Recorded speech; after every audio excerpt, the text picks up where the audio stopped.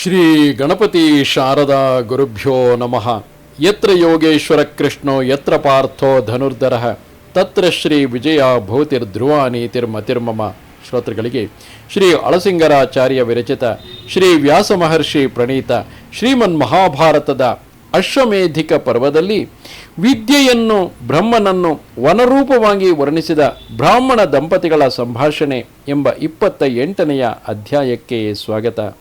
ಆಗ ಬ್ರಾಹ್ಮಣನು ತನ್ನ ಪತ್ನಿಯನ್ನು ಕುರಿತು ಹೇಳುತ್ತಾನೆ, ಎಲೈ ದೇವಿ, ನಾನು ಮೊದಲು ಮನಸ್ಸಂಕಲ್ಪಗಳೆಂಬ ಸೊಳ್ಳೆ ನೊಣಗಳಿಂದಲೂ ದುಃಖ ಹರ್ಷಗಳೆಂಬ ಚಳಿ ಬಿಸಿಲುಗಳಿಂದಲೂ ಮೋಹವೆಂಬ ಅಂಧಕಾರದಿಂದಲೂ ಲೋಭ ಮತ್ತು ವ್ಯಾಧಿಗಳೆಂಬ ಹಾವುಗಳಿಂದಲೂ ವಿಷಯಗಳೆಂಬ ಒಂದೇ ಕಾಲುದಾರಿಯಿಂದಲೂ ಕಾಮಕ್ರೋಧಗಳೆಂಬ ಕಿರಾತರಿಂದಲೂ ಮಹಾದುರ್ಗಮವಾದ ಒಂದು ಸ್ಥಳದಲ್ಲಿದ್ದು ಹೇಗೋ ಅದನ್ನು ಪ್ರಯತ್ನದಿಂದ ದಾಟಿ ಬಂದು ಉತ್ತಮವಾದ ಬೇರೊಂದು ಉದ್ಯಾನವನಕ್ಕೆ ಬಂದಿರುವೆನು ಎಂದನು.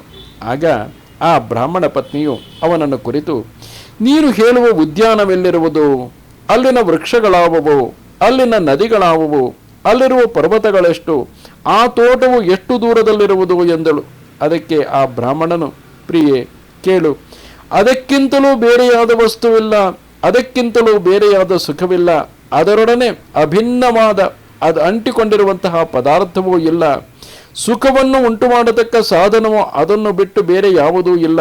ಅದಕ್ಕಿಂತಲೂ ಸಣ್ಣ ಪದಾರ್ಥವೂ ಬೇರೆ ಯಾವುದೂ ಇಲ್ಲ, ಅದಕ್ಕಿಂತಲೂ ದೊಡ್ಡದೂ ಇಲ್ಲ. ದುಃಖವನ್ನು ದಾಟಿಸುವುದು ಅದಕ್ಕಿಂತಲೂ ಬೇರೆ ಯಾವುದೂ ಇಲ್ಲ, ಅದಕ್ಕೆ ಸಮಾನವಾದ ಸುಖವೂ ಬೇರೆ ಯಾವುದೂ ಇಲ್ಲ. ಅಲ್ಲಿ ಪ್ರವೇಶಿಸಿದವರಿಗೆ ದುಃಖವೂ ಇಲ್ಲ, ಹರ್ಷವೂ ಇಲ್ಲ. ಅವರಿಗೆ ಬೇರೆ ಯಾರಿಂದಲೂ ಭಯವಿಲ್ಲ, ಅವರಿಂದಲೂ ಬೇರೆ ಯಾರಿಗೂ ಭಯವಿಲ್ಲ. ಅಲ್ಲಿ 7 ಮಹಾವೃಕ್ಷಗಳುಂಟು.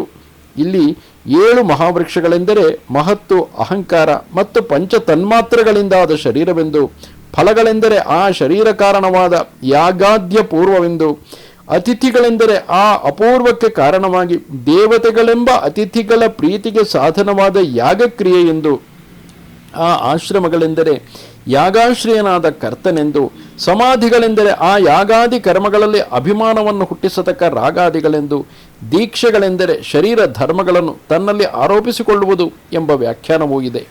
ಈ ರೀತಿಯಾಗಿ ಬ್ರಾಹ್ಮಣನು ಮುಂದುವರೆದು ಹೇಳುತ್ತಾನೆ, ಆ ವನದಲ್ಲಿ 7 ಮಹಾವೃಕ್ಷಗಳುಂಟು.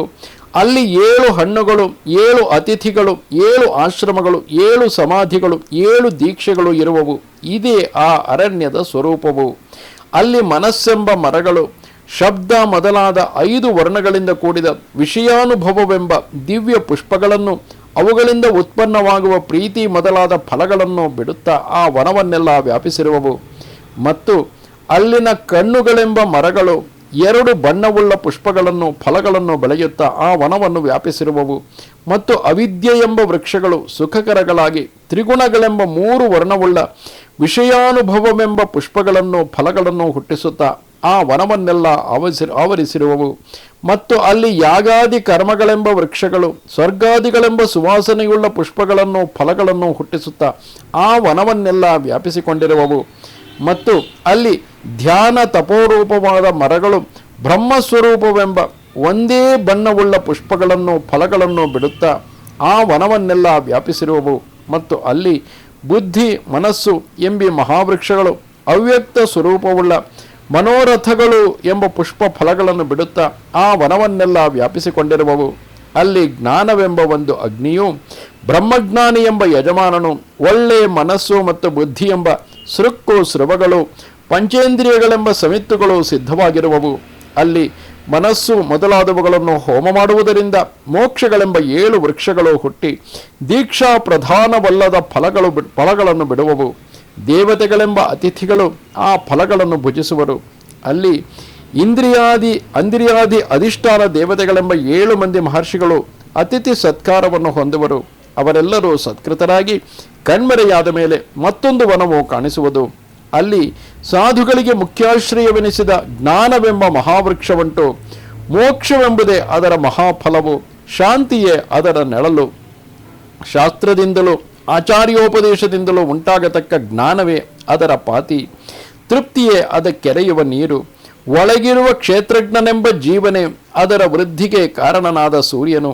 ಬ್ರಹ್ಮ ಸಾಕ್ಷಾತ್ಕಾರವೆಂಬ ಆ ವೃಕ್ಷವನ್ನು ಆಶ್ರಯಿಸಿದವರಿಗೆ ಪುನರ್ಜನ್ಮವೆಂಬುದಿಲ್ಲ.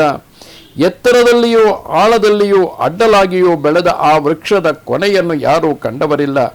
ಆ ವೃಕ್ಷವನ್ನು ಆಶ್ರಯಿಸಿದ ಪಕ್ಷದಲ್ಲಿ ಒಳ್ಳೆಯ ಕಾಂತಿಯಿಂದ ಬೆಳಗುವವರು ಸತ್ಯ ಸ್ವರೂಪಿಣಿಯರು. ಇದನ್ನು ವಶಪಡಿಸಲಾರದೆ ಲಜ್ಜೆಯಿಂದ ತಲೆಬಗ್ಗಿಸಿದವರು ಆದ 7 ಮಂದಿ ಸ್ತ್ರೀಯರು ಸುತ್ತಿ ಸುತ್ತಿ ಬರುತ್ತಿರುವರು. ವಿಷಯಾನುಭವದಿಂದ ಉಂಟಾದ ಆನಂದವನ್ನು ಉಂಟು ಮಾಡತಕ್ಕ ಈ ಉತ್ತಮ ಸ್ತ್ರೀಯರು ಇವನ ಸುತ್ತಲೂ ಅಲ್ಲಿ ಸುತ್ತುತ್ತಿರುವರು. ಅಲ್ಲಿರುವವರಿಗೆ ಪ್ರಜೆಗಳಿಗಿಂತಲೂ ಮೇಲಾದ ನಿತ್ಯಾನಿತ್ಯ ಭೇದವುಳ್ಳ ಎಲ್ಲ ಆನಂದಗಳು ಅನುಭವಕ್ಕೆ ಬರುವವು. ಅಲ್ಲಿಯೇ ಪ್ರಾಣಗಳು ಇಂದ್ರಿಯಗಳು ಲಯಿಸುವವು. ಸಿದ್ಧರು ಅತಿಶಯವಾದ ಶ್ರೀಮಂತರು ಅಲ್ಲಿಯೇ ಲಯಿಸುವರು, ತಿರುಗಿ ಅಲ್ಲಿಯೇ ಉದ್ಭವಿಸುವರು. ನಿತ್ಯ ತೇಜಸ್ಸುಳ್ಳ ಆ ಜ್ಞಾನಿಗೆ ಯಶಸ್ಸು, ವರ್ಚಸ್ಸು, ಐಶ್ವರ್ಯ, ಜಯ ಎಲ್ಲವೂ ಸ್ವಾಧೀನವಾಗಿರುವವು. ಸಪ್ತ ಜ್ಯೋತಿಗಳು ಜ್ಞಾನಿಯಾದ ಆ ಸೂರ್ಯನನ್ನೇ ಅನುಸರಿಸಿರುವವು. ಆ ವನದಲ್ಲಿ ಪರ್ವತಗಳು ಬ್ರಹ್ಮದಿಂದ ಉಂಟಾದ ಆನಂದರಸವನ್ನು ಪ್ರವಹಿಸುವ ಒಟ್ಟಾಗಿ ಕೂಡುವವು. ಯೋಗವೆಂಬ ಯಜ್ಞವನ್ನು ನಡೆಸತಕ್ಕ ರಹಸ್ಯವಾದ ಹೃದಯಾಕಾಶದಲ್ಲಿ ಎಲ್ಲ ನದಿಗಳ ಸಂಗಮವೂ ಉಂಟಾಗುವುದು.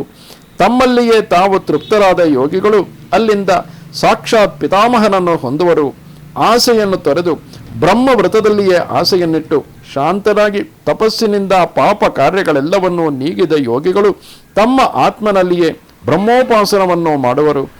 ವಿದ್ಯೆ ಎಂಬ ಈ ಅರಣ್ಯವನ್ನು ತಿಳಿದ ಜನರು ಇಂದ್ರಿಯ ಜಯವೇ ಅದಕ್ಕೆ ಮೇಲಾದುದೆಂದು ಪ್ರಶಂಸಿಸಿರುವರು. ಈ ಅರಣ್ಯವನ್ನು ಸೇರಿದವರು ಸತ್ಯವನ್ನು ಬಿಟ್ಟು ಅಗಲುವುದಿಲ್ಲ.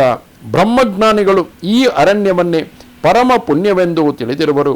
ಅದನ್ನು ತಿಳಿದು ವಿವೇಕವುಳ್ಳ ಆತ್ಮದಿಂದ ಶಮಾದಿಗಳನ್ನೇ ಅನುಷ್ಠಿಸುತ್ತಿರುವರು. ಇದು ಶ್ರೀಮನ್ ಮಹಾಭಾರತದ ಅಶ್ವಮೇಧಿಕ ಪರ್ವದಲ್ಲಿ 28ನೆಯ ಅಧ್ಯಾಯವು. ನಮಸ್ತೆ ಶಾರದೆ ದೇವಿ ಕಾಶ್ಮೀರ ಪುರವಾಸಿನಿ ತ್ವಾಮಹಂ ಪ್ರಾರ್ಥಯೇ ನಿತ್ಯಂ ವಿದ್ಯಾದಾನಂಚ ದೇಹಿಮೆ. ನಮಸ್ಕಾರ.